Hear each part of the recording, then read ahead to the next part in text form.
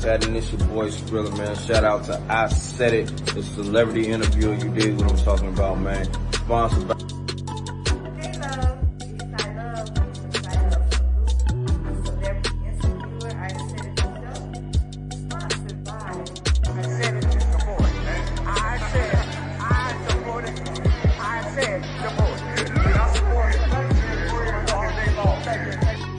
What up? It's Dead Well, music exec, music manager, entrepreneur. Yo, shout out to the celebrity interviewer. I Said It, the show. Hey, what's good, everybody? I am Chicago's own national award-winning spoken word artist, Just Mike the Poet. I'm here to give a shout out to celebrity interviewer I Said It, the Poet. What's happening? It's your boy Cam Jones, man. Shout out to the celebrity interviewer I Said It show. Yo, it's the originator Jazzo, y'all. Make this real quick, man. Shout out to Isaidit Management. Doing it big. I thought to you, man, like over the years, I see you everywhere at every major event, covering every major thing, always supporting every artist that you encounter. So, definitely don't want this time to pass without saying thank you for always being a support to any and everybody that's coming in and out of Chicago. We definitely appreciate you. Tune in. I'll be with the celebrity interviewer I Said It, the Poet, for the I Said It show. Hey, how you doing, everybody? This is Dean Most Photography giving a big shout out to my main man, celebrity interviewer I Said It, the Poet. What up, it's your boy Dave Tolliver from the legendary Minute Large, and right now you're checking out the celebrity interviewer I Said It, the show, baby. Yeah, it's all being brought to you by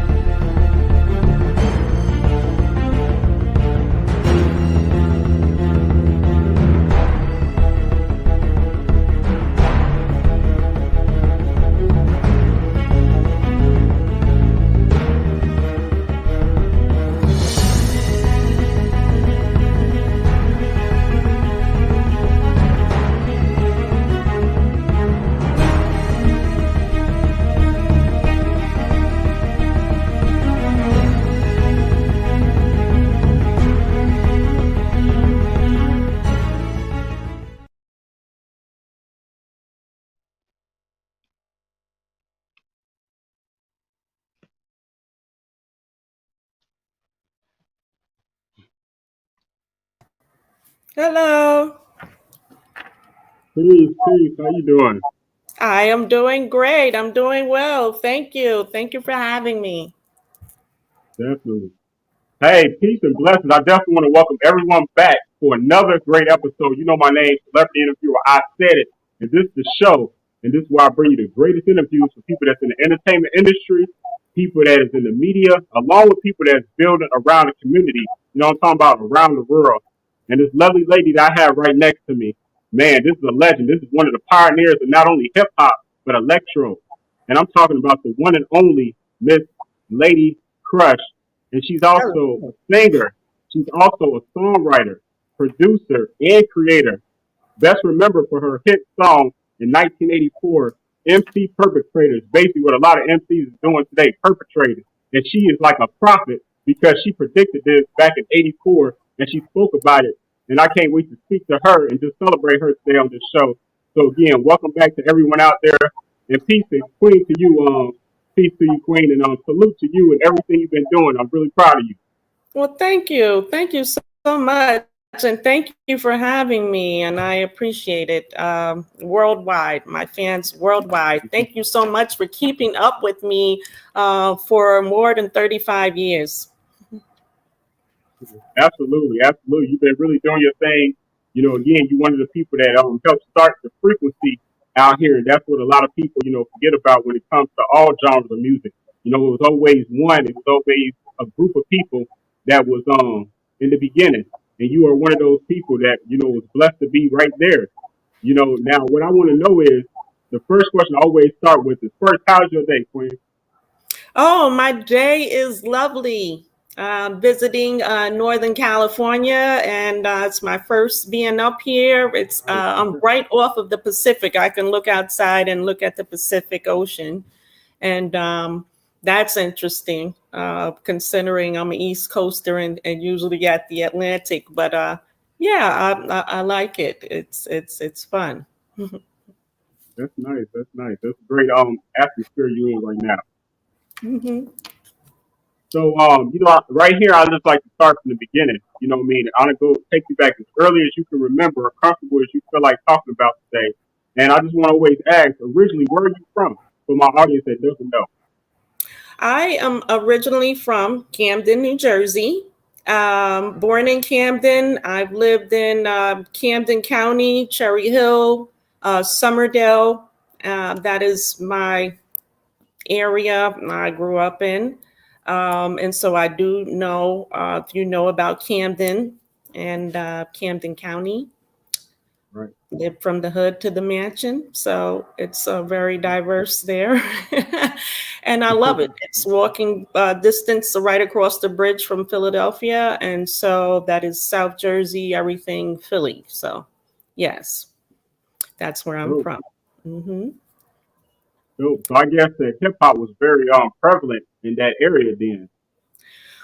Well, it's interesting because at the time that right before I came out, I would say that that area really was, it wasn't much going on. There had been the Gamble and Huff era with a lot of the Philadelphia International record artists.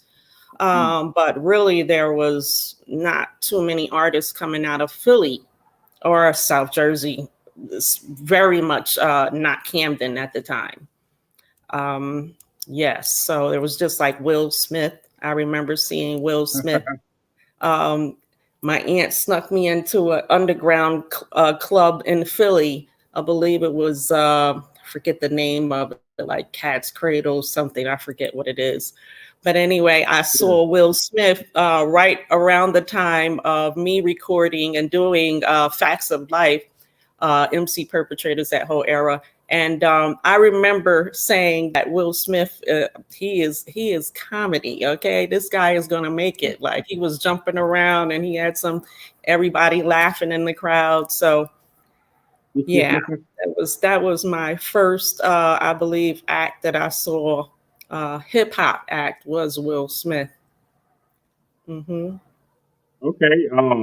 So what element of hip hop entertained you the most or influenced you the most in the beginning? Was it the sound, the rap, the dancing, the graffiti? You know what I'm saying? The DJing. What was it for you? For me, it was I would say I originally liked the breakdancing. I was into breaking and popping, and you may see me do a little in the future coming up. But yeah, I would say the breakdancing element and like Beat Street and that breaking era, that was I really loved that part of hip hop. Of course, the rap element. I had been a poet and early on as a preteen, and then yeah, really got into the rap by listening to like Lady B on the radio. Right, Lady B. Yeah, Philly, who is a definite pioneer who I respect, and still one of the longest running, such as like myself, today, because Lady B is still on radio and letting people listen to old school and new school rap and bringing out some of the street guys from Philly and that area, South Jersey, Delaware Valley. Yeah, that's really dope. You know what I mean? Again, to just be able to start that early. Does it ever become like an odd moment for you where you just kind of like, in the present day, just remembering and reminiscing on the days, like how did I become so lucky to be within this era? You know what I'm saying? Or blessed? Like why me? Or any of them type of thoughts? Or you just keep it moving. No, I definitely, I'm honored to have been in that era, especially it being the era of because there was no biting. We were we were originators, and it was an issue if you sounded like someone, or I mean, you even like dressed like someone. It was like a problem. So. I come from that era of the originators. That's what I say. And yeah, I did predict, I guess, with this MC perpetrating and the biting thing early on. Right. Man, with that being said, you mind if I just play a little clip of MC Perpetrators real quick? I just want to have, some of that sound. We got to add that to this interview because your voice is just, impeccable. The tone, your cadence with this song and everything is really dope.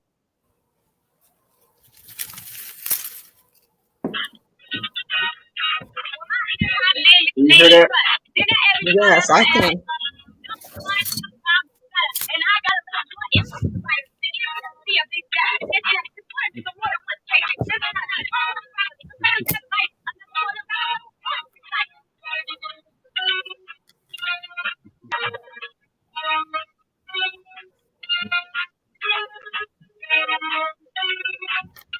I love it.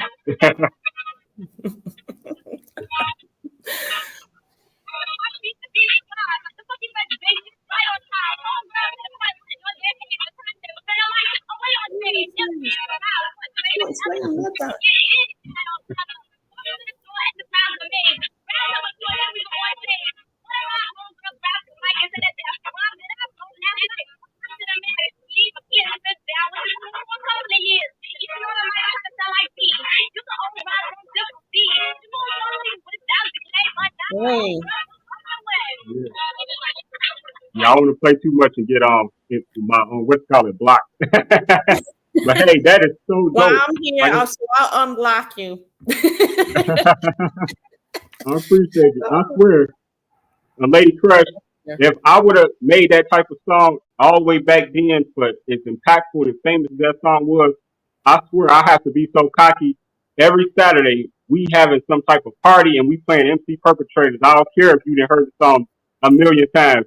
This is a freaking classic and you going to hear it again. We going to jam to this. This is like hip-hop history, like for real, for real. This is something to be absolutely proud of. You know what I mean? I can't give you too many flowers when it comes to this. You know what I mean? That is excellent. You nailed it on that. On not only that, but what you did with Tim Green as well. Let's speak about how did you come across Tim Green and even get on the radio? Yes. Well, first off, my great grandmother. I'm going to lead into the story. My great grandmother, her third husband passed in North Carolina, which led to my mother having to be power of attorney and move there and handle her estate, both estates. And so she ended up bringing me from South Jersey into Raleigh, North Carolina. Well, I was in Raleigh and I did not like Raleigh, North Carolina at all. I didn't like North Carolina, period. It's funny because I just wanted to be back in South Jersey and Philadelphia. But my mother insisted that I be there with her and learn a lot of the culture. I've been in the city. And so she needed me to, be a little bit of just learn more about farming and all different types of things. I have full culture from living in North Carolina. But so it was one day that I was listening to the radio and I heard that they were having a contest, a rap contest, and they needed 2 females to be on a record. And so Tim Green at the time was looking for 2 females to be on his record, his rap record, Facts of Life. And I believe Tim was going to Shaw University at the time under some music program. So he had a deal also with Sugar School. Okay, and so that's how Facts of Life came about. So the radio contest basically consisted, it was, I don't know how many females, it was like over a few days, like 2 or 3 days, and then they picked Baby T and I as the winners to be on this record. And and that's how we end up meeting with Tim and started recording for Facts of Life. Now there's a rumor that he was able to swear you in with pizza. Yeah, and see, I love this. Yeah, okay, so let's get a little bit into the story. How they originally, Tim's team took Baby T and I out to eat pizza and presented us with these contracts, okay, these recording contracts. And this is something for, everyone to learn, especially if you have any young children, minors in the business. You want to be aware of contracts and the sharks. But so we weren't with our parents, and we were just supposed to be having like a studio session or whatever. And they took us to pizza and asked us to sign these recording contracts. And so from there, because my mother, my mother was at that time a celebrity photographer. I grew up in the business. So I have many people in R&B, soul music, all the way from, from the 60s and 50s that were basically my advisory board when I got into rap, even though they weren't always correct. But so we had these contracts supposedly, and Baby T's mother and father, which like many young performers during that time, would not allow her to do any shows if it wasn't local, like right around in like the Triangle area. She couldn't do anything like across the state or in another state. It was just, her parents were just not doing it, not allowing it. And like I said, it was fortunate for even Andre Harrell told me that I was fortunate to have my mother be my momager. Yes, Andre, God bless your soul. Andre, rest in heaven. And him and I were at one of these meetings. I'm showing him, I believe, some of like my material and photos and different things that I was doing. And Andre said that you are very fortunate because I believe he had Finesse and Sequence at the time. And Finesse and Sequence had like 1 or 2 hit records, And from what I was told from him was that their parents would not allow them to go on the road, and they were minors. So I was fortunate to do that. Baby T did not do many shows at all. I was able to go with Tim Green and DJ Jazz and be on various TV dance shows, opening up for various artists. So I did a few things under Tim, because Tim had and still does have a lot of connections in the business, and film, music. And he's also, I believe he was a tennis pro and hung with like John McEnroe so that whole everything, it really was definitely a blessing to have my mother and for her to have some understanding of what rap music was, because a lot of the entertainers then did not believe in rap music at all. It was not even cool to be a rapper. Okay. You walk in the room and you're cool. It was not cool at all. And I remembered it was like, oh, she's a rapper, like it's just some shun thing, So my mother and some of her friends, you have to think, if I'm growing up around these Motown and Philadelphia international artists like the Shy Lights, the Manhattans, the Spinners, OJs, My godfather's Archie Bell, Archie Bell and the Drells, and also Aaron Williams, the ventriloquist. So I really had a wealth of like help, supposedly help, but everyone said, oh no, rap is not going to last. You should go to school and make sure that you go to school because this is not going to last at all. And so that was that era of rap was rap was not cool at all. I'm sorry. Excuse me. I was like, you really made your niche to improve everyone wrong. Not only you, but a whole host of pioneers as well now today. Oh yes. I mean, whoo. And then just a little while after that, when it was growing, that's when I started getting calls from some of those soul artists with those hit songs and wanted me to link them with other rap artists to collab, and and then it was real. And then then the sampling era came in, so some of them had no choice. They were in it anyway. But those are the things that happened. Me trying to tell them this is going to be the new wave, like rap music, and they were like, nah, it's not going to happen.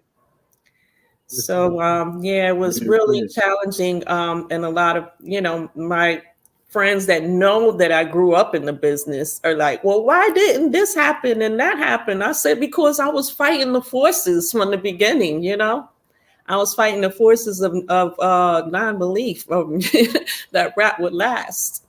So and here it definitely has had the 40, 45 years. Yeah, long time. Look at those records. Yes. Look at that. That is unbelievable. So, yes. I mean, just that picture has so much power in it. You know what I'm saying? Not to be overlooked, for real. Oh, yeah. Sugar Scoop is now under another, I think it's Unified Music. There's handles all of Sugar Scoop's older pressings.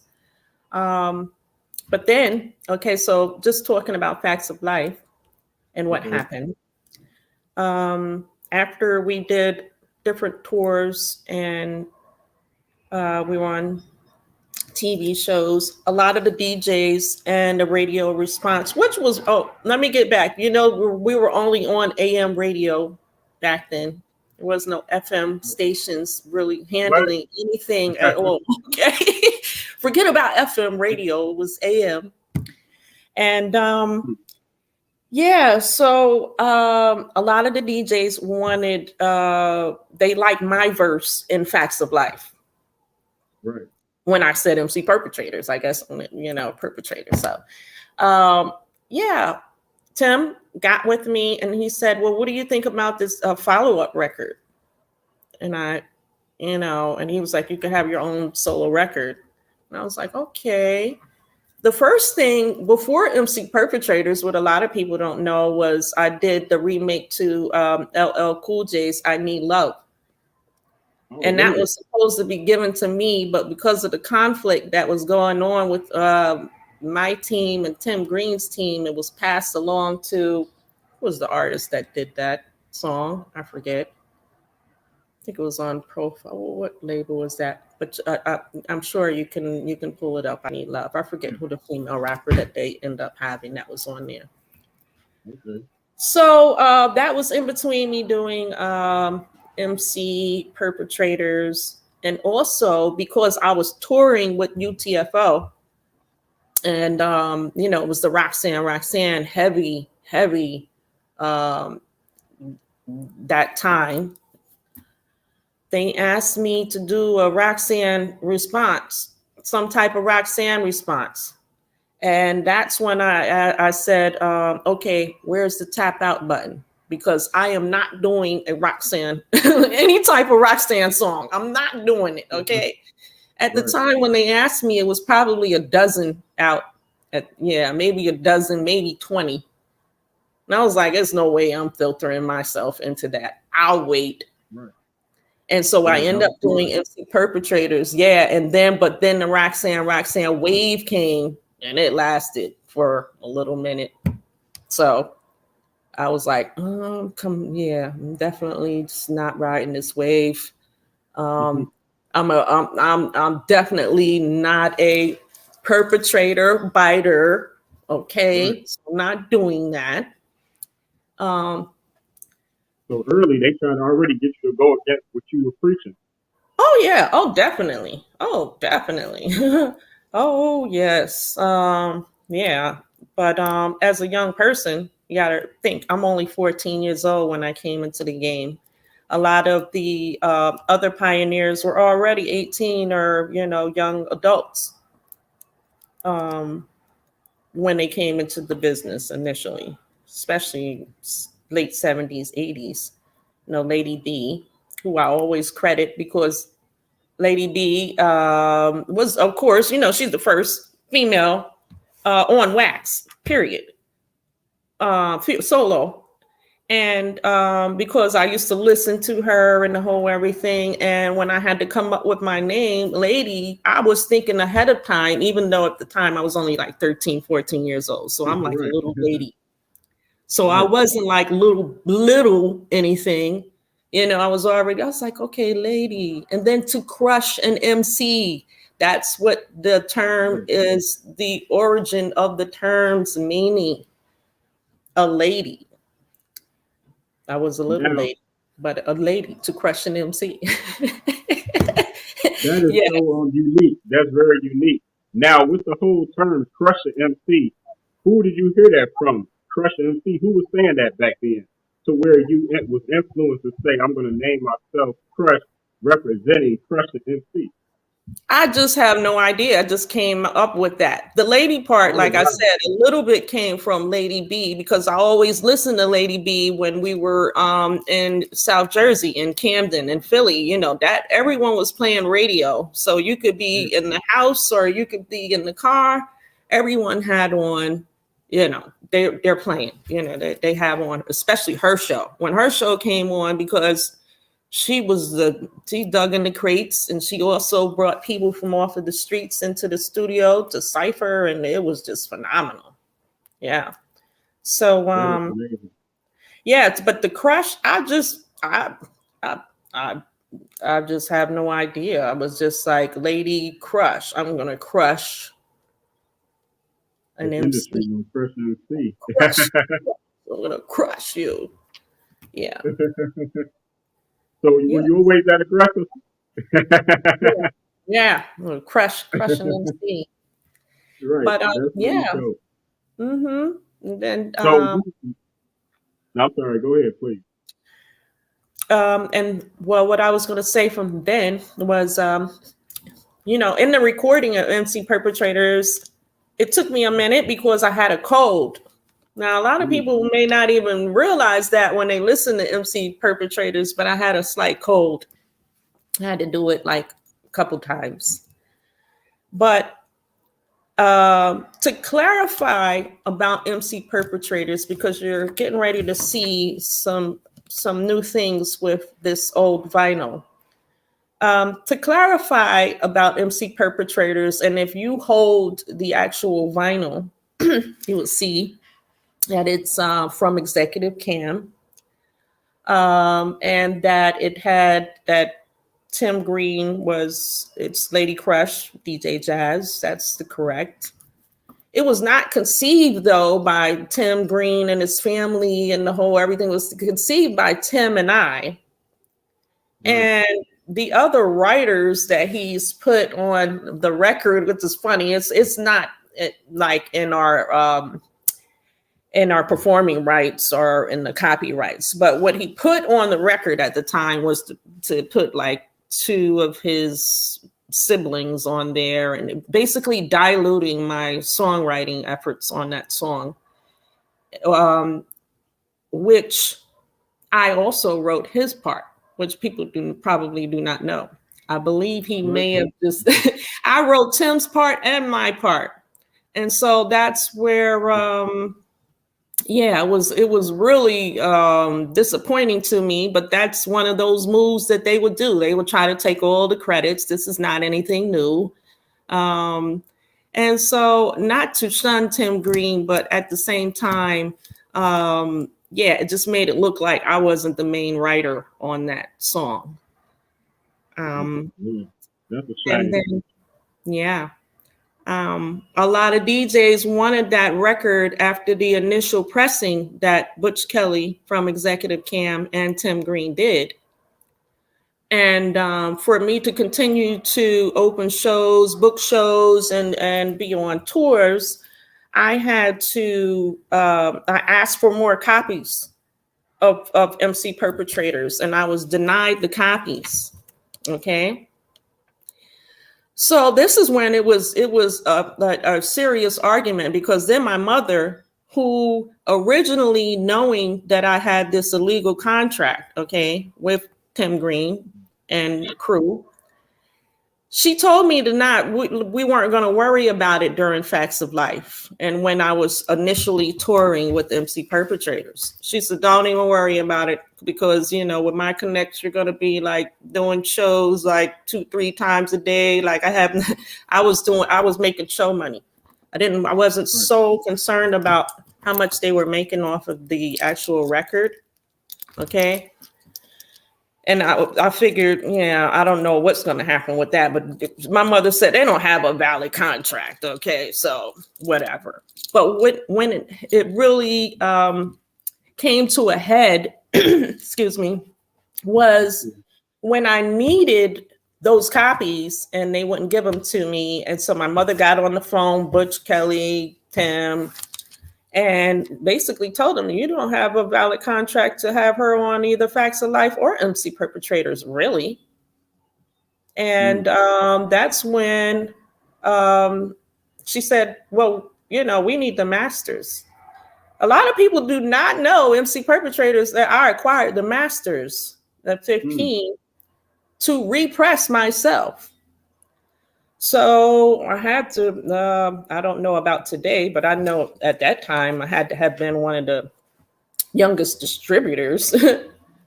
And then had I had my publishing company at the time, I would have changed the whole label. But this was way ahead of time. You know, this was, 84, 85. I'm just trying to reproduce MC Perpetrators in the second pressing and continue to tour. So I took the masters and went to Dixie Record Pressings, which is the largest in the country now, maybe one in the world. It's called, I believe it's United. Yeah, I believe it's United Record Pressings now. But they're out of Nashville. Send it over to them to get the second pressing of MC Perpetrators. That set of copies, I believe, is what really spawned it, where I was overseas and worldwide. Excuse me. Yeah, so that's incredible for you to really take the lead and take the wheel. That's what I like to call it. When you just control your own destiny, you know what I'm saying? You put in both hands on the steering wheel and you driving yourself into the direction that you want to go. And that's what you did at a young age, and to have that type of vision, to be a visionary at that young, that's just really incredible. You know, you just one of the chosen ones for real.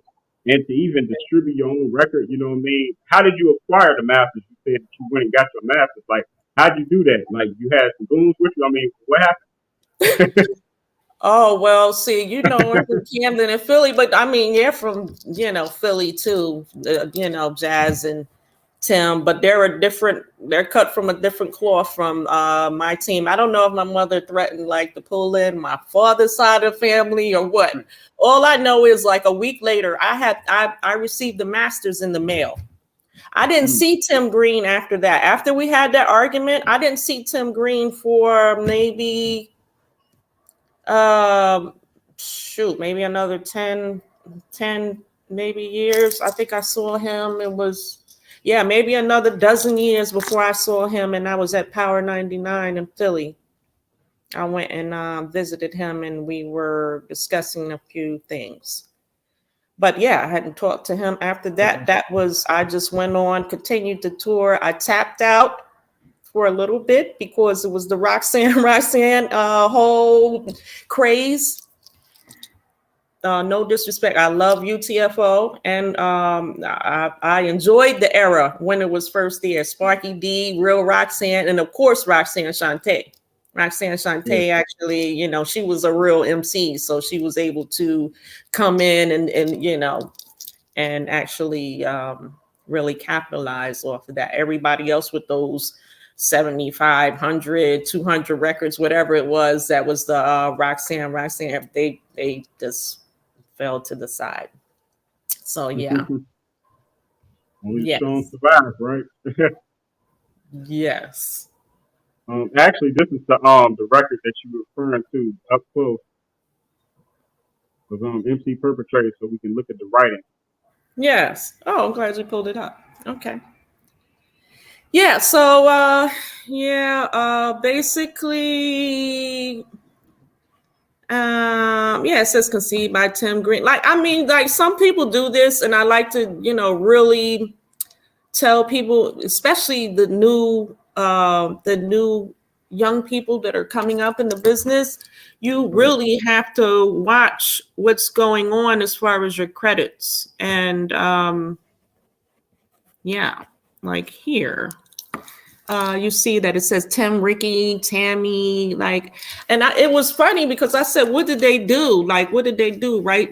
It's Tim Green in the place to be, because I believe that was the only thing that it's Tim Green. Yeah. Like, what did you do? Because I wrote the rest of it. So yeah. Right.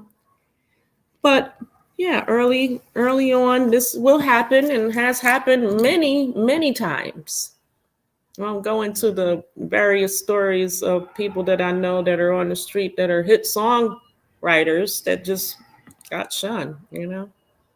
Happened a lot, especially in Philly, especially that that era in Philly, 70s, 80s. Now, just so people don't be confused and mixed up, so we can get everything clarified. Now, you being around Philly and in the area of Philly, and we know about DJ Jazzy Jeff from Philadelphia, being Will Smith. Now it says DJ Jazz. Is that DJ Jazzy Jeff? No. Okay. No, that's so we just want to make sure that everyone, because you know, when we think of DJ Jazz, that's the first thing. His name is on the record as what is it? John Johnson. What is his name? Yeah, that's DJ Jazz. Yeah, not Jazzy Jeff, who's done just a few other records, Philly sound records, hip hop as well, I believe. But he did do the DJing on MC Perpetrators, of course. But like I said, I wrote most of the vocals. Sheldon and Tim put together the beat, which I had to applaud Tim for having that vision of not only just rap music, but the electro is what has made MC Perpetrators be rare and collectible, I believe, today. Not so much the rap element, but the rap plus the electro element is what has boosted it to those sales where has been in the hundreds of dollars for 30 years still. Yeah, that's crazy, right? That's very rare to find. I consider it God's grace. It's a beautiful thing that it's being interchanged like that. I saw the last ones that were being interchanged were like 200, but those were ones that weren't even, they were warped. They had some type of warping as far as the condition. So it wasn't like they were, you know, really good copies or BG copies. So yeah, I feel as though to move on, I'm going to be announcing the MC Perpetrators NFTs coming up. And I'm going to be giving my Discogs community on Discogs, those DJs, first dibs on the whitelist. I'm going to have 200, I believe it's 220 people on Discogs that want MC Perpetrators and I'm going to, and they've been wanting it for a minute. There's just no more copies. So that's the reason why it's being interchanged like that. And if someone wants it or wants to sell it, and people are just not selling. So yeah, we've come up with, because I did obtain those masters, and I got those from Butch, God bless his soul.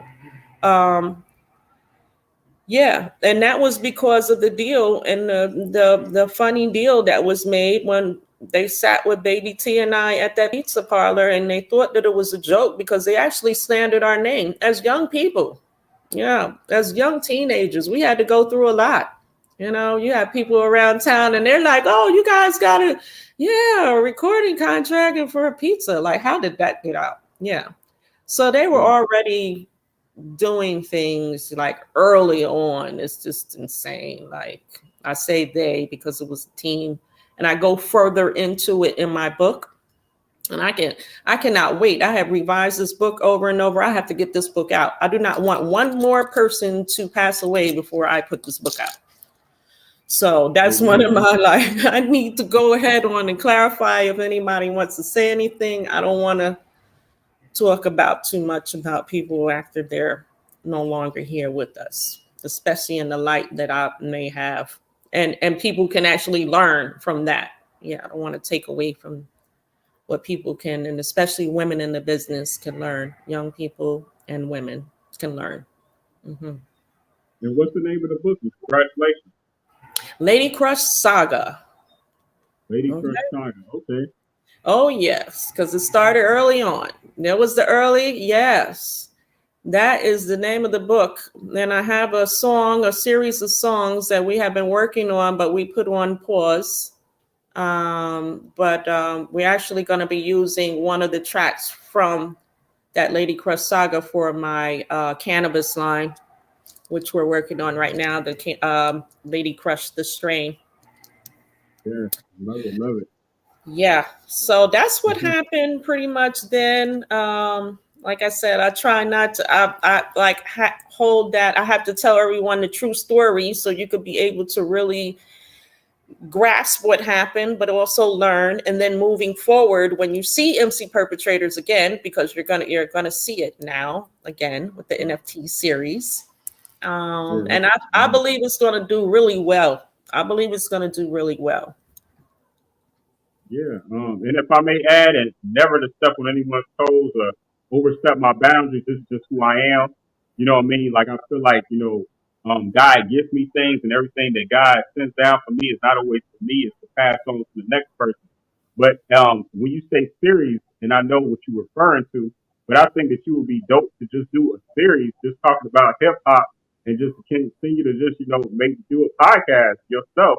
I know there's a million podcasts out here, but you can do it from a spinoff from really just keep like on MC Perpetrators and talking about how people faking out here and faking the funk, like, you know what I'm saying, you being a realist that you are. I've been approached to do that coming up really soon. It's funny that you said that, and it's based on the biting. It's the same thing what you're saying. People are taking that whole context and me being able to, have talked about it many years ago and how it is just premise right now. It's like nothing. I have people, biting my name, and I have to go through those issues, as well. So, I feel as though it's a lot that people can learn, and maybe people that are original won't feel so bad of not being a follower, because I've never been a follower at all. Mm-hmm. So thank you for that. Yeah, I'm going to be looking into doing that, but I have so many different projects on the line right now. I have to find time. It's a little bit of time to do that. Yeah, definitely, most definitely. But just to continue to speak about not only the present day but the past. Now when I was going through your pictureography, what I mean, of your IG, you have so many amazing pictures, so much. Like they say, a picture tells 1,000 words. And what I saw a lot of is you dressed in Louis Vuitton. Now, would you like sponsored by Louis or something like that? No, definitely not. That's just Louis Vuitton is just one of my have been one of my favorite I guess luxury brands. Yeah, and that's the customs. Yeah. Yeah, So I you would was get the doing it. You was materials, killing and it. actually I go into the stores. Some of this is actually from material from the garment district that Louis Vuitton put out, like that green one and that red one. But that orange one is from the store. I went in the store and I would get the actual scarves. And I think I bought like maybe 2 or 3 scarves, and that's what that orange is. That's like Yeah. yeah. Mm-hmm. Well, I'm telling you, you look so great in that Louis Vuitton. Louis need to be paying you for all that great promotion that you gave them. For real, for real. I'm gonna put it out there to the universe. You know what I'm saying? You deserve Yes. that because you was rocking it all the way since back then. Like, you Oh know what yeah. I'm saying? You was repping hard. Oh yeah, and then people with those hats. See, those are customs hat. I used to make the hat. I've designed clothes for a long time. I learned how Oh, to really? design, yeah, for many years. So a lot of the concepts that I would get tailors to make, or have someone design for me, was my own concepts, or either done totally by me. When I was Mm, performing, it was a good thing that my grandmother had taught me how to sew, because sometimes I couldn't find outfits and I hated wearing something that someone else had on. And I'm not going to be on stage and look down and see someone, with my outfit on. So there was many times my mother and I laugh about it, that I would say, Mom, just take me to the material store. Like, I have like a few hours right now and I haven't found anything. I need to make something. And so I've had outfits that I made like within a few hours and wore on stage. So wow. yeah, that Louis had those hats and everything. No, that was, I believe, before Latifah. But yeah, we were rocking those hats like that anyway during that. So when she came out and she really prominently like wore um, the big hats like that, then yeah, Yeah, that was. well, I like that you speak about fashion too. Excuse me. I like that you speak about fashion and that you were a young fashion designer yourself. Not only did you help create the frequency, you helped create a lot of styles out Mm, here that later people like maybe Salt and Pepper, and others. You know, what I'm saying, I'm not gonna say they emulated, but all of you all were Queen Latifah included. Were people that created the style, the look for females going forward. mm, This is what looks good. This is what's fresh. You know what I'm saying? Like, I love this picture right here. You know what I'm saying? I mm. don't know how tired of it is. You get like, this is so classic because I seen so many women after you obviously rock this hairdo, and I'm like, where did that hairdo come from? And it was Lady Crush. Well, I believe we were really rocking that hairdo during that time. I won't really say it's from me, because there were older people that had that whole type of look with them. Um, I talk about on my IG how I met Madonna early on through my cousin, Nick Murphy, who was part of the system. He actually wrote some things for Madonna, and like she opened shows for him early on. And so when I first saw Madonna at a dress rehearsal, we were like in Manhattan, I believe, Varick Street, where my cousin, somewhere around that district. But no one was in the chairs. I will never forget, because there was like a dozen chairs. They're having dress rehearsal, and who comes out right in front of me? I'm sitting in the front, and she's performing Lucky Star.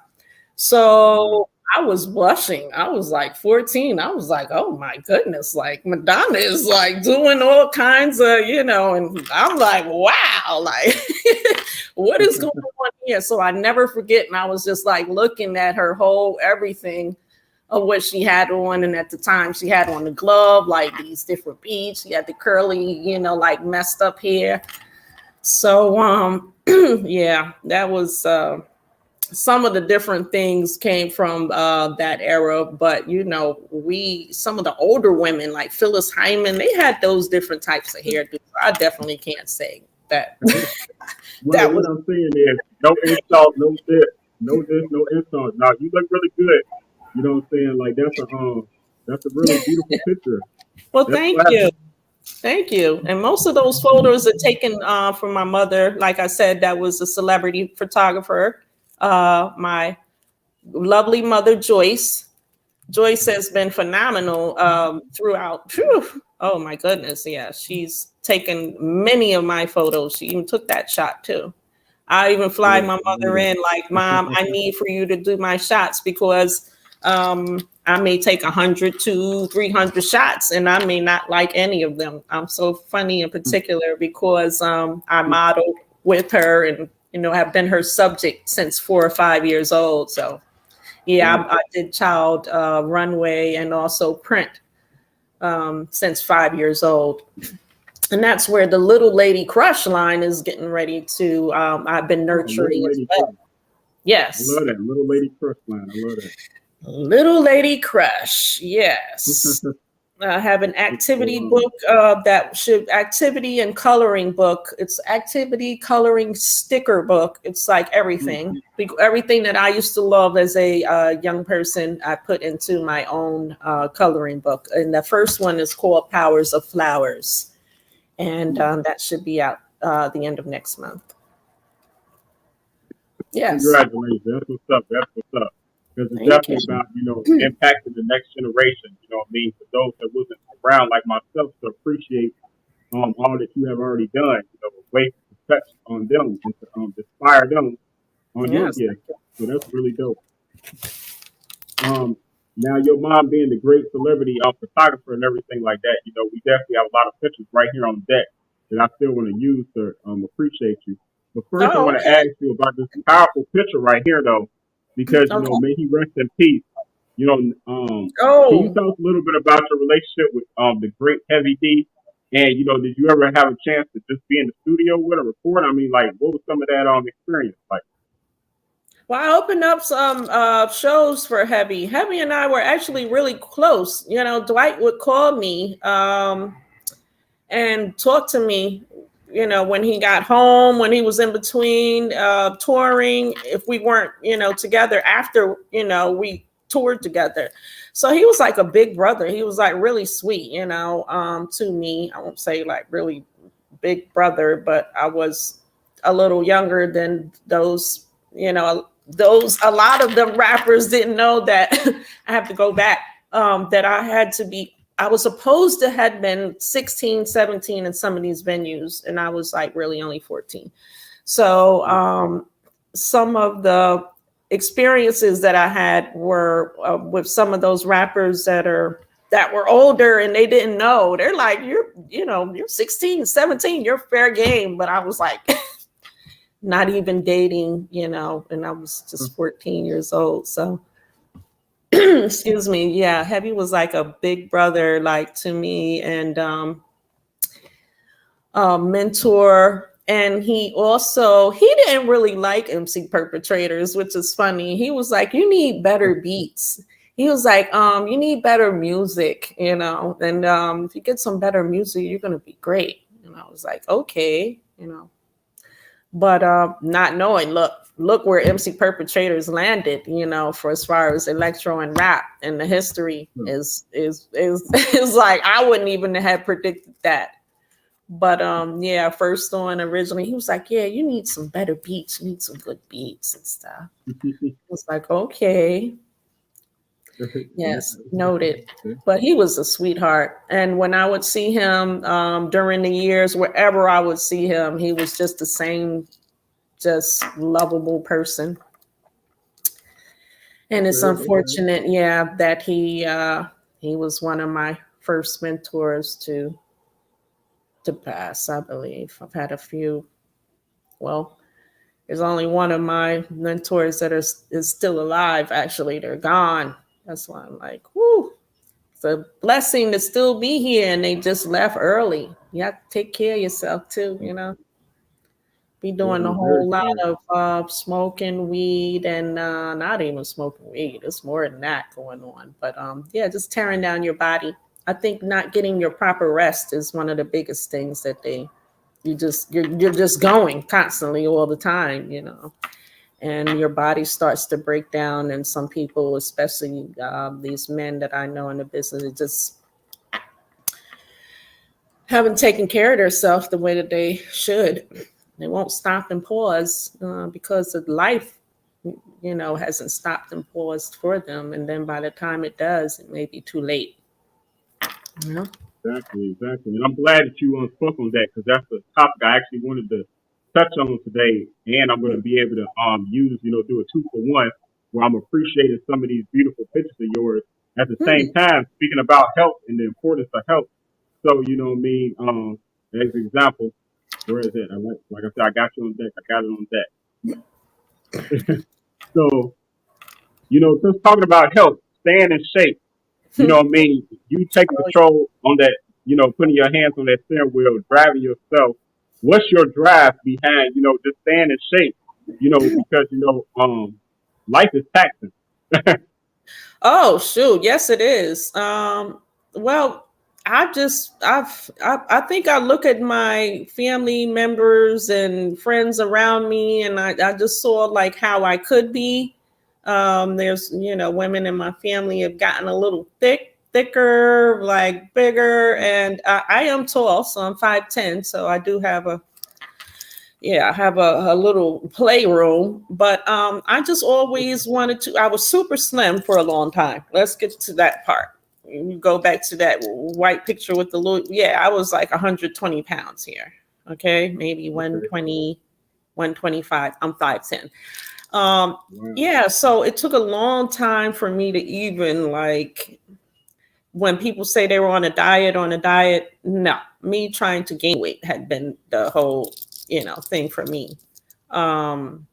And so it was no, like, I'm on a diet and I have to, like, I'm keeping myself fit. No, I actually had to eat 5 meals a day to even try to get bigger and be, my whole stamina and my, what is it? It's my metabolism is just had been very high. And then I was doing a lot. So I just was never able to gain weight, even after I had my son. So I hated being called, even though I was in the modeling industry, fashion. I'm still our color, and I wanted to be, want to be looking thicker. And so, and you managed to keep it sexy all of these years. Like, how do you keep it sexy for 30, 40 some years in this industry? Because, you look at some of the people from the era that you in who started, and they don't look the same anymore. You look even better, with all due respect. Well, thank you. Thank you. Actually, I want to do a challenge. We're going to have some things going on where, I'm going to be here. I think people, may have thought that I tapped out during a few years, but actually I had just continued on in different capacities behind the scene. But you will see, I'm going to be continuing in at least hip hop, and production, songwriting, and also I'm getting into film. So just expressing the ideas and keeping the original ideas, making sure that they're passed on, and that we're able to appreciate what was the real story, because a lot of people are diluting stories and it's just getting turned this way, and people don't know the real history. They don't know rap history the way that they should. Yes, ma'am. That's why it's so important to have people like this on the show, like yourself, people that was there in the beginning and people that's realist and not afraid to, keep it 100. Now, there's a famous quote, if you've heard, that if it's not documented, it didn't happen. And it's so great that, you were on wax, and, when it comes to illustrations and books, you working on your own book, but, you were, so you were documented yourself in one of these great books right here. Can you speak a little bit about this publication and how this came about to where you were included? Yes. Clover reached out to me to do this book, and I did pretty extensive, long interview for the book. And I love what she put in there, though. She just really kept it short and sweet, bringing out my MC Perpetrators verse, a portion of it. She talked about in the Mother Lode. But yeah, she reached out to me and said that she was going to do the book and asked me to be included. And so I was, honored. I'm always honored. I'm going to be in 2 other books upcoming, one out of the Netherlands, the author who just did a rock book. They're doing a rap book, which, I'm in different timelines and such, but a lot of them have like, just looked over me, and some of that is intentional, but I don't even want to. We'll talk. Like I said, I have to go more about it into the book. I'll go more into it in the book, but I've been, what is it, like gray listed, not blacklisted. I don't even know how to say blacklisted, but if you understand how the name and the change, because I coined the name. And then so when the name came to be used in social media, and flipped from like lady crush, man crush, girl crush, derived into, those different crushes. A lot of times when my team went in to try and correct and try to add me into the conversation, it was not met with any good measure. Okay. And so it at first I thought it was just like, oh, okay, like, oh, that's just by chance. But then no, it was a lot that was going on behind the scenes with my name. But so people started using it. They use it in social media. I didn't really care. And that was because I said, well, shoot, I'm going to be known like I coined the name, and I can say, now I have the trademark. But at the time I was like, if I had to fight, I have a record that's, worldwide too, that I could, go into. I was in e-commerce 84, 85 and, fight them on that. But so because no one was actually using my name for profit, I didn't really care. I was like, okay, they can use it. And, when I get back to using it, then it'll be really popular, But then it kind of, I had an artist that I had to take down in Germany that was using my name and actually selling and putting out records. And so I reached out to them. That was in 2018, 2019, to pull everything down.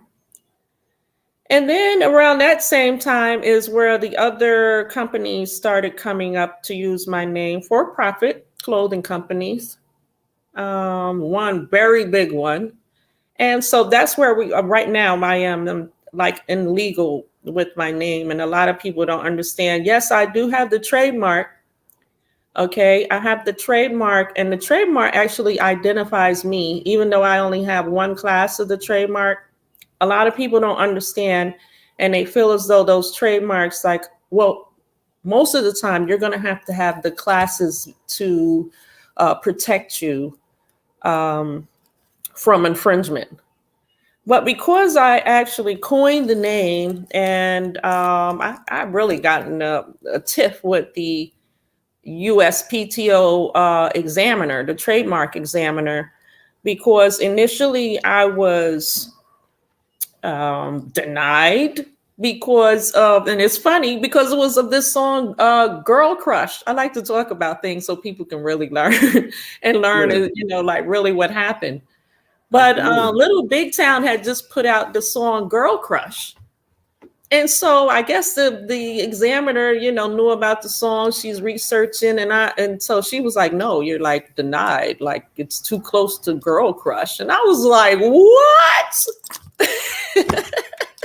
So I like flip out, like totally flip out.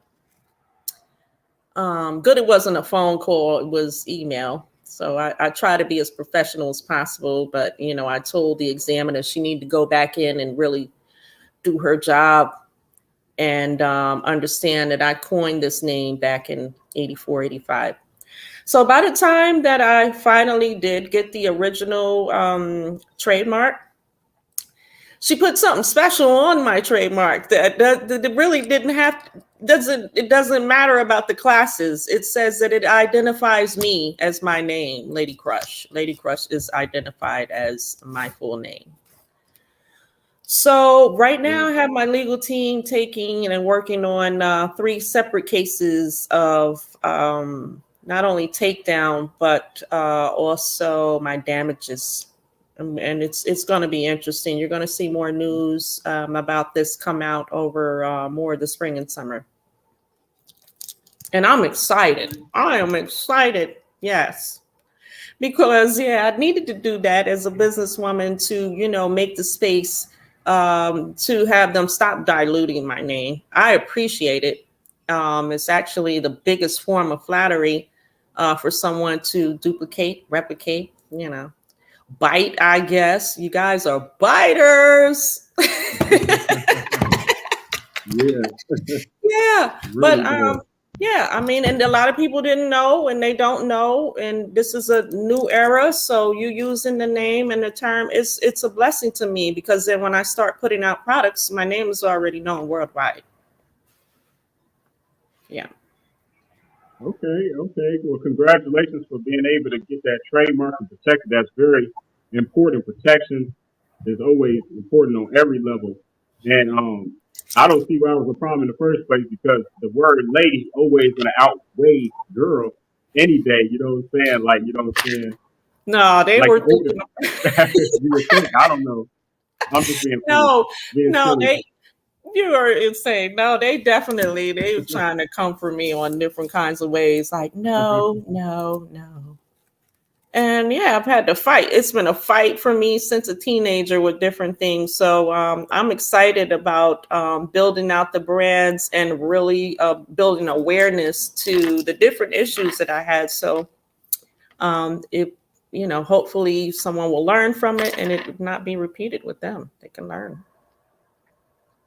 Mm-hmm. Okay, absolutely. We actually had our first comment just come in too. So I'm happy about that. So shout out to my own friend from BCAI Cultural Arts and Humanities. And she has like a breakdancing school for not only children, but adults and everyone. And wow. She says, dope. She says, love and light, goddess, must say how much we genuinely appreciate you. We breathe HH culture at the school and hope you are showered in flowers, prosperity, and constant success. Thank you for everything. Oh, wow. Thank you so much. I appreciate that. Her name is Angelique. So peace and peace to you, Queen Angelique. Salute. Thank you. Yes, thank you, Angelique.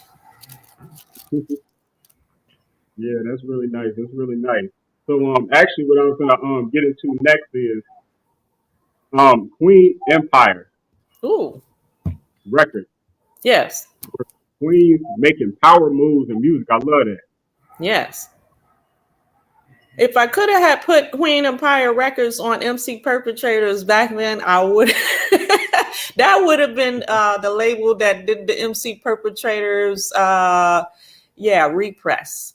But you will see, and I'm glad you put this up so they will be aware that when you see the MC Perpetrators NFT in the publishing, you're going to see Queen Empire Publishing. Yes. So Queen Empire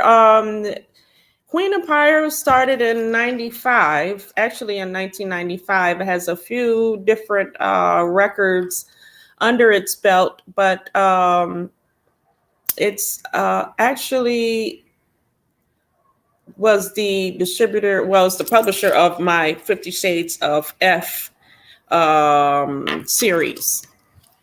Yes. So that is the label that I am under, Queen Empire Records. Nice. Mm-hmm. Now, we know also that you have some new music out too, never to forget about that, you never stop moving. You know what I mean? You just kept going. Like if you weren't in front of the camera, then you were still behind the scenes hustling, networking, and just doing your thing. And I again want to say I'm proud of you and everything that you've been doing. And we also going to be taking a small break because we need to check out you speaking about concessions and things like that. What is it called? HTE? CTE. CTE. I'm sorry, CTE. Oh yeah. So yeah, if you want to lead up to that, if you don't mind, we can take that break right now, and then when we come back, talk about your new music. But Okay. so I'm gonna play that video that you sent me. So can you just kind of give it an introduction of what I'm about to show? You are going to be seeing now my. I pulled this together from my experiences of not only my experiences, me learning more about the disease, the CTE disease. I have two exes that are pro athletes, one boxing champ, and also another that was a linebacker.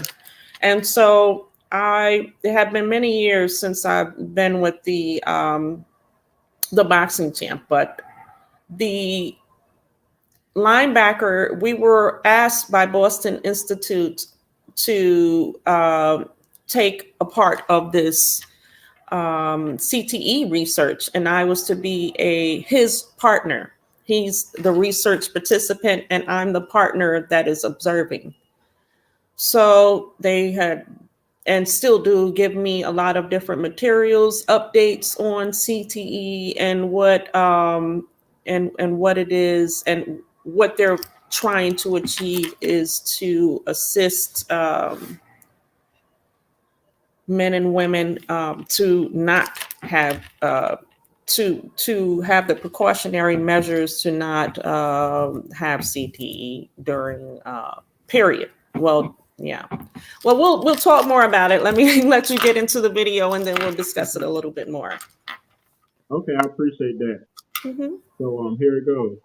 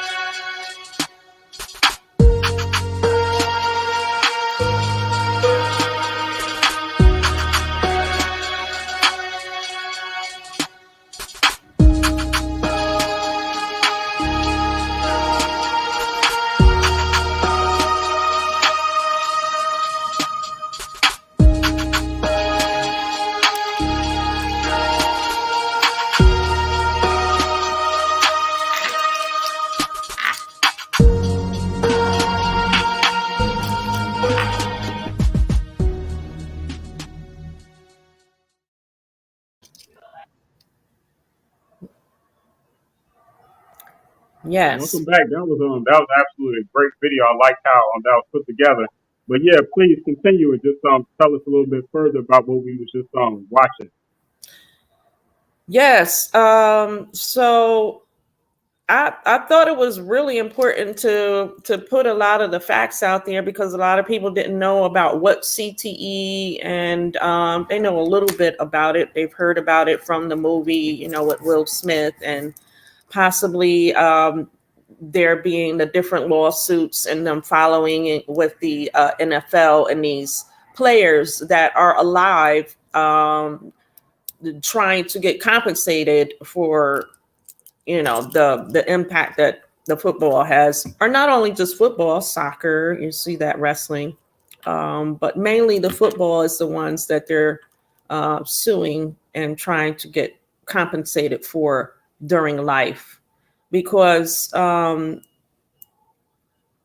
just as of recently, it cannot be actually determined whether a person has CTE. They could just say that they have the symptoms. So I pretty much felt that my ex does, and he will be diagnosed with CTE.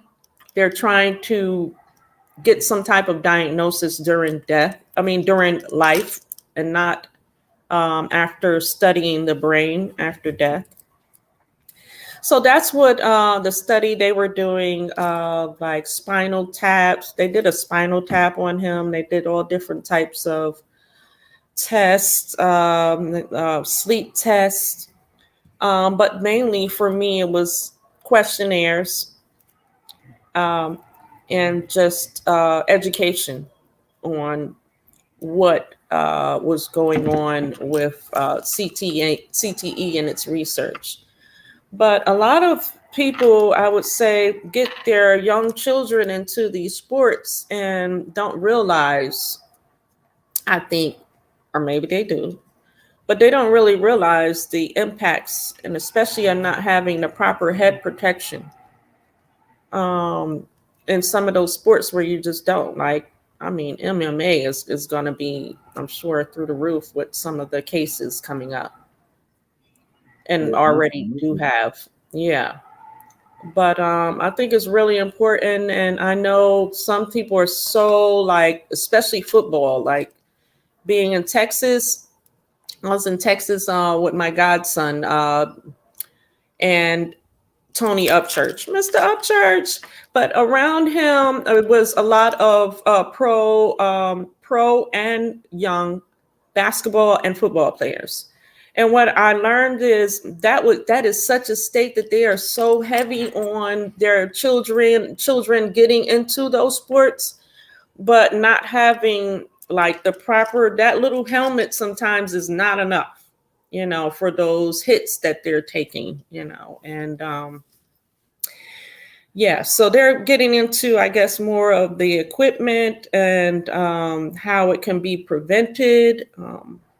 But it's due to heavy impact of towards the head, whether it's, and I didn't know that soccer was also one of the bigger sports that has CTE cases. So yeah, I pretty much did the research and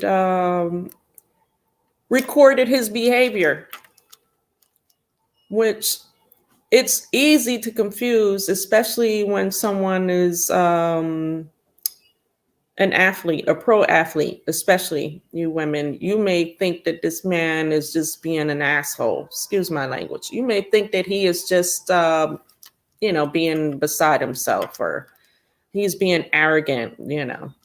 But in all actuality, it could really be those CTE symptoms. And it's hard to decipher which one is which sometimes. And yeah. So what I was saying in that clip was a lot of women, they're just looking at, you know, the figures, how much money this man is making. But if you're looking at long-term being with one of these pro athletes, I would just say be aware, and just in case, you know, you never know. And it is a high amount of cases that they have that they feel as though these athletes have CTE. Not too much in basketball, but football, wrestling, boxing, soccer. Yeah, I can see that any type of serious contact sport, you know what I mean, where your head is involved, you know, that's serious. It's just a serious thought that, you know, concussions and things of that nature can be long lasting to where even years later they have side effects and you know, and like you say, you don't know what type of personality. It's like it's almost like a double personality, a whole nother person sometimes. Oh yeah. Oh yeah. Oh yeah. Because the time I was like, oh man, you could be like so nice. And then it's like all of a sudden it's like, what is this? But yeah, there's a lot going on in the head, and you think he's a linebacker. I didn't really have those, and he was getting hit in the head, of course, too, the professional, the boxer. But the only symptoms that I saw him have, but didn't have anything to do with CTE, but he had Bell's palsy sometimes. You know what Bell's palsy? Yeah. Yeah. So he got that. I remember him having that like twice, like all of it's just everything was just drooped. So I mean, Conway the rapper, Conway the Machine of Griselda Records, that's what he has, Bell's palsy. Okay. Well, yeah, it would come and go. It wasn't like it was like a whole, with his, it would just all of a sudden, it would just be drooping. And that's what they said that was. And it doesn't always have to stay that way. It can come back and forth. Right. And I didn't know that. Yeah. Yeah, I didn't know that it comes back and forth. Yeah, he would have it would droop and then it would like go away, and then maybe months later it was like the muscle was losing. I don't know. I'm not too familiar with the whole everything with Bell's palsy, but I do I know what it looks like. Right. Mm-hmm. Okay, well again, you know, I'm very proud of you for standing up and becoming an advocate in that area, because, you know, more people just need to speak about things that's very important to the community and within the home, and, you know, just anything that's going to help us to have a better understanding and knowledge of the things that is going on with our bodies and health and things of that nature. So you've been very great at doing that. Yes. And just sticking to the body, you know a lot about the body, and we're going to get into your new music and your new album that's kind of talking about the body, right? The series 50 Shades. Which one? 50 Shades. Right. Hold on. No, wrong picture. Here we go. 50 Shades of FUCK EP. So 50 Shades of Fuck EP. So this kind of talking about the body, right? Oh yeah. Definitely. Getting into the 50 Shades. When I came back into just getting back into music and releasing more music, and it had been 25 years. I want to say it was like, it was 85. When did I release that? It was like 20 years. No, 30. I'm sorry.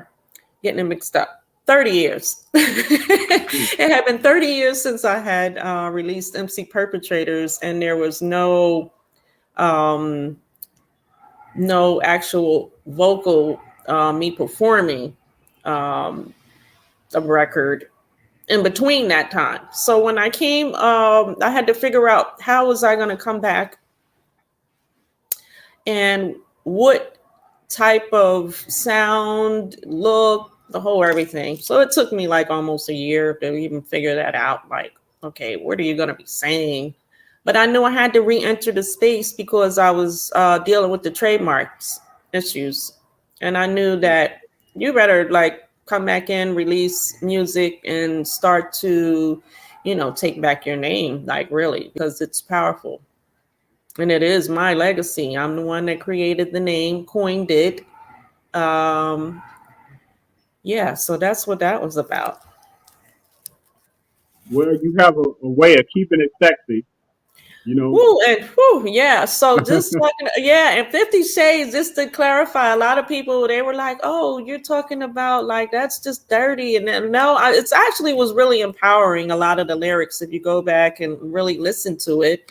I'm talking about the different qualms that I've had in the business of being with men being the lead. And as a young person and even adult, having, you know, men as being the head, and a lot of times being the deciding factor of contracts or anything that's going on. So the songs, actually the the banger songs, which one is the rap, like more techno, and then the other one is rap trap, more like trap. Right. I'm basically in the lyrics talking about my different experiences, like no matter where I am or what's going on, you know, there's men that want to do these things. No matter whether I'm in the block or the boardroom, I'm trying to do deals. That is the problem that I've had. One of the problems that I've had is with men trying to make everything a sexual thing. You know, every meeting it has to be, you know, sexual. And then some people say, well, you're really sexy. So some men type, you know, will think that. And I'm like, okay, well, I don't know about that. But, you know, I come in sometime, and if I'm exuding that energy, sometimes I can't even get past that. And it's like, oh, goodness, we're not even talking business now. So that's what the 50 Shades was really like getting on, and those songs. And then also in She No Lie, She on Fire, which was part of that series as well, with Banger Boy. And it's just talking about Mr. Gray and the whole, just bringing funness and that whole sexy side and talking about it and exploring it, where it should be not even, I mean, some people make it such a big conversation, but it really shouldn't be. We're Americanized. So, yeah, we don't have Yeah, the no, same sense of sex and sensuality as some of the other countries that my fans are in. So, yeah, no, absolutely. And you know, we talk about sex, we talk about everything on this show. You know, what I mean, we a mature audience. You know, what I mean, we mature people, and you know, what I mean, it's about saying things in a way to where it's not offensive. You know, to people. And it's such a it's so hard on women. You know, what I mean, I'm over here. I take up for women. I honor women on my platform. I salute women. You know, what I mean, I'm trying to help bring more women together, especially my black women. But with that yes. being said, you know what I mean, you all have it so hard because it's not your fault. Because first of all, it's like your duty to be sexy. Like since day one, like the woman is attractive. It's the beauty and the beast, right? You know what I mean? The man's the beast, the woman's the beauty. But at the same time, it's like a what do you call it? A gift and a curse, kind of, Yes. to be beautiful. Because you know what I'm saying, you can be beautiful and you're still trying to stand up to the standards of being beauty of the opposed to being a beast. And you Mm-hmm. get you sad. People get are men. The beast gets sidetracked by the beauty all the time. You know, not with me. Yeah, I have a little more self control than some of you guys, but a lot of you That's guys, right. they just lose it. Like it's like damn, Yeah. like let's keep it here. You know what I'm saying? If we here, then that's where we at. If we over here, Yes. then that's where we at. Oh, yeah. And you can understand where the Adam and Eve story comes in. I mean, yeah, Adam is just off, like, yeah, looking at, yeah, buns, and yeah, he's got it going on. But yeah, and you could say what you want. Yeah, is it our fault? Whose fault is it? Yeah. Right. Whose fault is it? It's just the way we were made. But yeah, especially in the business. And then I just, you know, try to mentor other young women in the business, and just tell them about the different things that I've had to go through. And it's hard because you want to, you know, be sexy and maybe, you know, commercialized to be, you know, you have to have some type of sex appeal. But at the same time, yeah, how do you keep that whole moral, respect about you and about your brand? So it's a challenge. Yeah, that's a battle that, can be spoken about all, like, that's not spoken about enough, I should say. I mean? Just you all's position in music and business and everything, you know what I mean? And then to be under salary, you know what I'm saying, underappreciated, you know what I'm saying, not always getting paid what us gentlemen, we get paid for doing the same job and just doing just as outstanding or even better sometimes in some of these areas than we are doing. So, you know what I mean? Again, I'm an advocate for this, you know what I'm saying? I make a lot of men mad, but I don't care. I am who I say I am, you know what I'm saying? And I grew up with behind two older sisters. I don't have no brothers, no blood brothers. So, you know what I mean? I was influenced by women. And so therefore, because I got a lot of tutors from them, I'm going to give it back and show men that, you know what I mean, it's all about y'all. You know what I mean? It's really all about you. And I appreciate that too. Thank we you. Have to respect you. You have to respect you more. And whatever you all want to do, if you all want to take, sexy pictures and go nude and, express yourself and whatever it is that you want to do, that's your prerogative. That's your body. We ain't got no say so, you know what I'm saying? Because at the end of the day, you still a queen, you still a woman, you still the bearer of the earth, the bearer of what I call the community. You know what I'm saying? Without you, there's no me, there's no us. You know what I'm saying? There's no life. You know what I'm saying? So you bring life. Women bring continued life, the evolution. So we have to respect the woman. You know what I mean? At the end of the day, so that's what it is. Oh yes. Yeah. Now, I forgot to show that picture when you was talking about you was breaking and popping because I did have it on deck, but I couldn't find it. Oh yeah. That photo was probably right before Lady Crush. I think I was maybe 13 there. And who is that with you? Oh, that was one of my good friends at the time, Nikki Harris. Yes. Yeah, she was a good her and I would be, at the skating rink and we doing our whole popping and locking. That was a fun time. Definitely a fun time. I can tell there's a lot of joy in that picture. Oh yes. Yeah, absolutely. But no, really, like, again, you've just been really incredible. I'm so happy for you, all your success, the history. I appreciate you. Again, salute to you. I thank you for taking the time today for just, me to be able to tell your story. Like you say, what you haven't had an interview in what you say over 12 years, a dozen years. Yeah, it's been a minute. So I'm excited and thank you. Yes, and it's a long time coming and it's needed right now. Thank you. These products and legal. You're gonna see more news to come, but it's good that you led the conversation.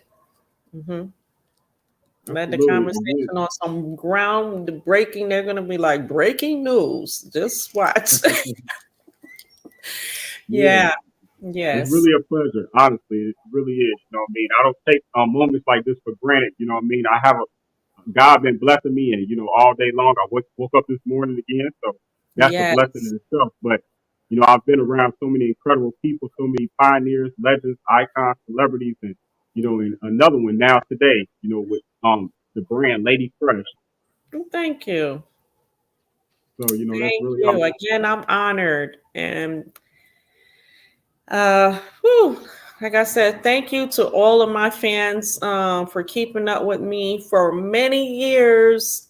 I mean, worldwide. I get some beautiful like emails and DMs, and I mean, just the support is real in the rap community, definitely. And I love you all. Love you. You're going to be seeing me all the way into the grave. So you can get used to me and the name. You're going to be seeing it as long as I'm here. I'm going to be into hip hop on some type of level. I heard that. And I just want you to know again, you have my support, going forward too, like you already had. And you know what I mean? I just continue to just help spread the word of things that you have going on, you know what I mean? And in that order, just like that, straight like that. Oh, yes, yes. Thank you. You look out for the new Lady Crush NFTs, Lady Crush coin, the token coming out. So we're entering the metaverse, Web3. Let's get it. And all of my people's pioneers, like I challenge you to come on in. If you didn't build that legacy properly or whatever happened, from before, let's try and do something in the metaverse and with these NFTs, tokens, and your marketplaces surrounding it. That's right. I love it. I love it. And again, what's the best way for those to support you and just continue to keep up with you on all your future endeavors? Well, ladycrush.com is going to have the latest of updates coming on up, and there's going to be some member access for DJs to sign up for this NFT drop, because you're going to have first priority. I'm giving first priority to my super fans, and also some of the DJs that have followed me for many years. So it'll be about a good 250 of them. And I need for you to all come in. You can email me at info@ladycrush.com, or you can DM me on Instagram at ladycrush1. Absolutely. Absolutely. Hey, like I say all the time, y'all better support Lady Crush. You already know why, because I said it. And it's that way. So, hey, again, I appreciate you today, Miss Crush. Thank And, you. and just again, you know what I mean? I just pray safety over your life. Pray that everything that you envision just continue to come to life and come to fruition and become even 10 times fold, you know what I mean? Whatever it is that you envision it to be, you know what I'm saying? 'Cause God is great. God is all powerful. Shout out to God all day. And so, you Oh, know what I mean? thank you, Just remember, God. Yes. And those blessings back to you. And thank you so much in all of your endeavors. I send blessings your way. absolutely. I look forward to networking in the future. Oh, But yes. yeah, you know what I'm saying? Be safe out there and please enjoy the rest of your day. And again, thank you for this interview. I really enjoyed your time and your energy. Sure. Thank you. Thanks again. And thanks for everyone watching. It's Lady Crush. Mhm. All right. Peace to you. Have a great day, Queen. Bye. Bye. All right. Peace and blessings. The blessings to you. Thank you. Yeah, thank you so much for everyone that was able to tune in today live with celebrity interviewer I Said It. And this is the show where I'm trying to tell y'all is a new day. This is not what you used to. I'm trying to tell you. But at this time, I want to actually shout out my sponsors. So I have a video that's associated with that, along with my media network and everything like that. So first, I'm gonna start with my media.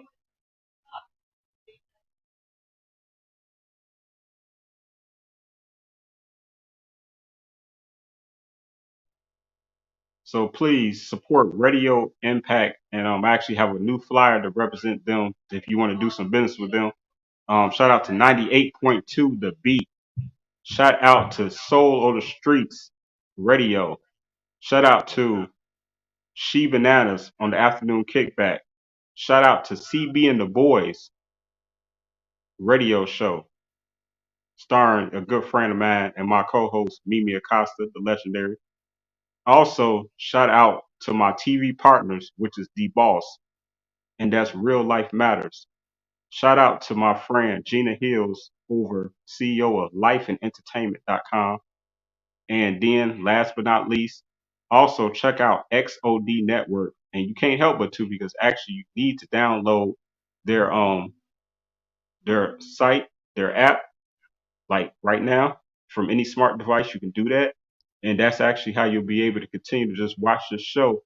You know what I mean? Right now we are streaming live on YouTube, but in not too long, what is this? What's today? Tuesday. So yeah, sometime like maybe by the end of this week, next week, you'll be able to find it on my platform at XOD on my program. Isaidit Management. So just go ahead and look that up. Make sure you download and subscribe. And then, like I say, in reference to Radio Impact Top 12 TV. You definitely want to check them out. You know what I mean? If you're an artist and you like to be in rotation, anything like that, they have some great packages. So that's what they're doing. And today I'm glad to share I have exclusive music that just recently dropped. And I'm gonna play it right now. And this is actually starring, let me show you. This is from my guy, DJ Green Guy. And this is he presents. Wait for it. Here we go. We setting it up.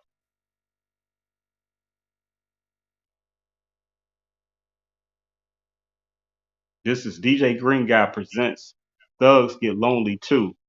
And this is starring K Davis, the hitman, the famous K Davis, the legendary, iconic DJ King Assassin, good friend of mine, and man, rest in peace to the legendary Gonzo. So here we go, and of course, featuring the one and only, the iconic Tupac. As the Tupac legacy continues, Thugs Get Lonely Too remix.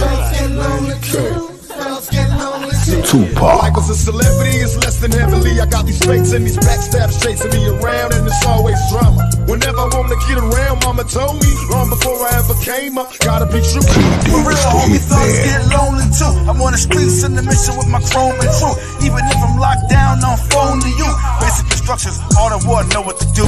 DJ King Assassin. Thugs slinging drugs and hanging. Meanwhile, gang banging, trying to make some mail. With my finger on the trigger, fuck the county jail. I'm going crazy. Will I ever fail? Gonzo.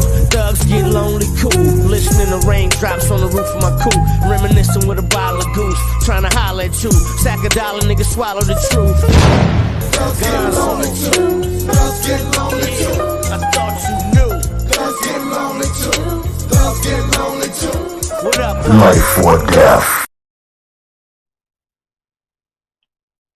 Yes, and that was actually from the camp of DJ King Assassin, DJ Green Guy. You know what I'm talking about? My main radio sponsors. You know what I'm talking about? Holding me down right here. You know what I'm saying? They out there in LA doing their thing. Shout out to the whole West Coast and all my peoples on the West Coast. Yes, but absolutely. You know, we have a lot of great things, you know, updates on it, update you real quick, you know, like I always do at the end of my interviews. And so let's see, what do we have going on? First, I have to always shout out my brand ambassador, who's also happens to be a hip hop pioneer. And she's been rapping since 1982, which is just like incredible. And she's the brand ambassador, like I say. And she's the first Dutch female MC, first Asian MC, first lady of Ultra Magnetic MCs from the Bronx. You know what I'm talking about? LJ Wicks. So make sure y'all follow my girl, LJ Wicks, and she's out there in the Netherlands, like Lady Crush had mentioned. You know what I mean? She was talking about the Netherlands earlier, so that's where she's at, LJ Wicks, and she's been doing this since '82. Lady Crush been doing this since '84. You know, we love these pioneers. We appreciate the pioneers, the people that helped start this and created the frequency and the style and the fashion, you know, gave us a path to walk, you know, give us this platform for me to be here today, to even be able to have my own show, TV show. So, you know, they put in the work before us. So always got to show respect. As you all know, I do have a magazine called Isaidit Management, Global Networking Magazine. This was the first issue starring my friend, the one and only LJ Wicks. You can find this on madcloud.com. So I suggest and highly recommend you order your limited collector's copy right there. That's right here. And then our second one was actually starring Gina Hills. And then we have another one that's going to be coming out soon. So, you know, stay tuned. And that's starring my late great friend Ingrid Jackson. May she rest in peace. Now, this is actually a new publication that we came out with under Isaidit Management, and it's called Models Like Us. So I definitely want you to stay tuned for that. And it's featuring my lovely friend all the way out there in Paris, native of Sierra Leone, and she's an international French model and published. And not only that, she's the world famous Miss Europe 2020. So I'm so grateful to have her on the front cover of my first issue. And just, you know, I always love celebrating her. She's so humble, so nice. Make sure you all support her too at Laura Jala at Laura Jala. Okay, so then just yesterday, if you didn't know, if you don't follow me on social media, we just dropped this, and this is really great. And this is called a new segment. Is a show called From Her Point of View Talk Show, and it's starring my friends both Deja Marie and Lily the Goddess, and they're both actually published models, and what I mean, they've been really doing their thing, business women, and just mature women who's gonna host a show for me. I'm so grateful. Starting May the 10th, it's gonna be the second Tuesday, and I'm sorry, the second Tuesday, second and fourth Tuesday of every month. So you definitely want to catch them live on my YouTube and their YouTube too. We're gonna be streaming from all three places simultaneously. Dig that. Then eventually they will be uploaded on the show on my platform on the XOD too with Life and Entertainment. So really excited about that. Shout out to my friends. Appreciate your support, ladies. And then at the end of this month, just so you all can just stay tuned to everything, we got to stay on time with this. And this is the Square Table. If you're not familiar, we're now in going on our third episode of the Square Table. That's our third month. And that's where, come get back on your square at the Square Table. And that's starring myself, celebrity and viewer, I Said It, and the legendary Mimi Acosta, CEO of MIA Entertainment Group. And we have three of our celebrity friends, and that's going to be Create Williams, who's the creator of Create Love Butter.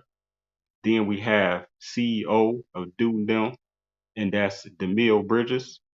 Then we have the famous singer Amanya blah, blah, blah, blah. I'm just gonna stick to Amanya for right now. You know what I'm saying? Because I can't say her last name. I don't know. I'm not out of breath right now. But her name is Amanya. She's a great singer. And all three of them we're gonna be speaking about. The topic is drum rolls, please. Damn, can I get some drums? No, we don't have no drums. Not today. Okay, well, anyway, it's about jealousy and relationships. Ooh, that's a hot topic. That's gonna be fire. So all five of us actually gonna be speaking about jealousy and relationships, and we know a lot of people have jealousy in relationships. So that's a hot topic, and I look forward to seeing you all at 6 p.m. CST time, April the 28th. Don't be late. So let me see. Yeah, I think that's all our updates right now. So you already know how I gotta end this though. First, again, I want to say thank you to our special featured guest today. Let's not forget this awesome interview, this great interview we just completed with the legendary, most talented hip hop and electro pioneer, Lady Crush, ladycrush.com. Check her out. Make sure y'all support her. And she's the inventor and creator and writer of the song, all verses on the song, MC Perpetrators. Came out on Wax in 1984. Wow. So yeah, with that being said, let me go ahead and get into shouting out, and we're gonna end the show with Isaidit Management official sponsors. All right, until then, I'll catch y'all next time. Please be safe out there. Much love. Thank you for all your support. Thank you for everyone that's on watching right now. And when you see this, please share this video. You already know why, because I said it. Peace and love. And these are my official sponsors.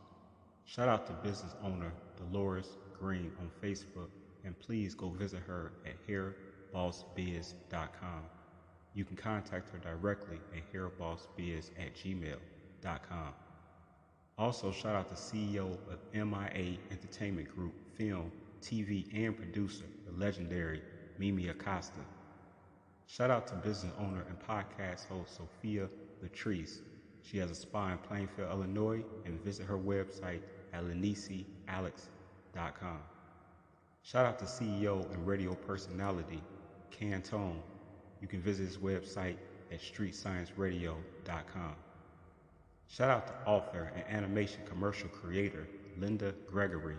You can visit her website at lilyb.com. Shout out to business owner, the elite reader and licensed phlebotomist Cherie Patterson. Call her directly at 469-340-6489.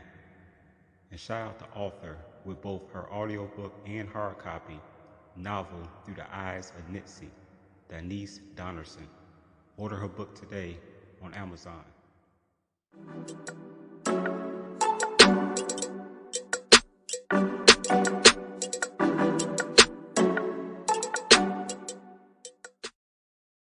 The celebrity interviewer, I said it, and I approve this message.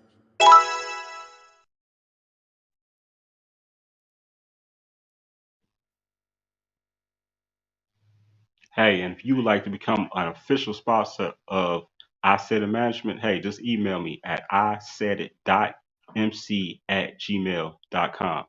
All right, peace and blessings. See y'all next time. Be safe out there. Remember, support Lady Crush, because I said it.